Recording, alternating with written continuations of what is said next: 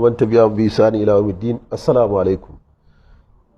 Ga wani bawan Allah, duk da dai na tunanin na taɓa ba da taimakon, amma ya ƙara jaddada min, ya ce a baku bayan Allah, kuma in kun ji ku sanar da bayan Allah su yi. Gyamban ciki olsa ya ce kowace iri ce bi iznillahi rabbi.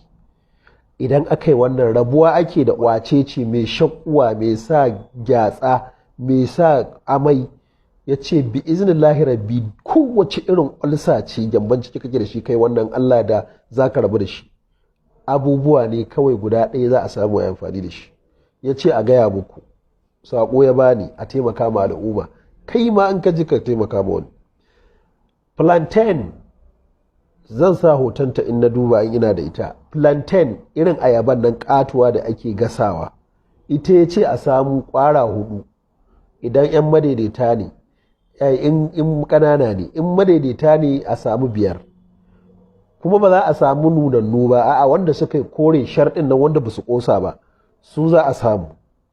Idan aka same su sai a ɓara ɓawon, sai a yayyanka su, sai a samu galan kamar wannan 4 lita kenan, sai a zuba shi a ciki.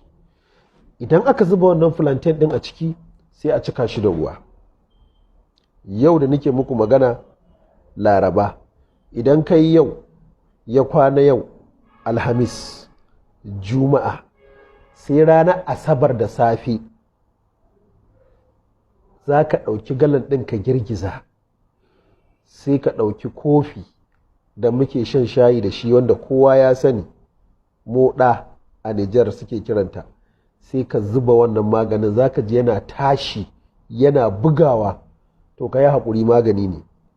Sai a tace, sai ka sha kafin ka ci komai, sai ki sha kafin ki ci komai. Bayan kin sha sai ki ci abinci, sai ki karya kenan karin safe. Bayan kin karya, kin ba da minti 10 ko 20, sai ki ƙara zubawa rabin kofi sai ki sha. Ba za ki ƙara sha ba sai da rana, in kin ci abinci ki sha rabin kofi. Ba za ki ƙara sha ba sai da daddare, in ka ci abinci sai ka sha. Haka za ka yi gobe ma, haka za ka yi. In ya ƙare sai a zubar da diddigar, sai a ƙara samo plantain ƙwara 3 ko 5, sai a ƙara yayyankawa, sai a ƙara zubawa su kwana 3 a jiki, sai haka za a yi ta yi. Ya ce duk inda aka yi so 2 so 3 an gama da ulcer kowace iri ce. Bi iznillahi rabbi, ya ce in dai ulcer ce rabuwa ake da ita kwata-kwata, ya'ani galan 3 kenan. Duk inda ka sha galan 3 kai wannan haɗin, ta tafi.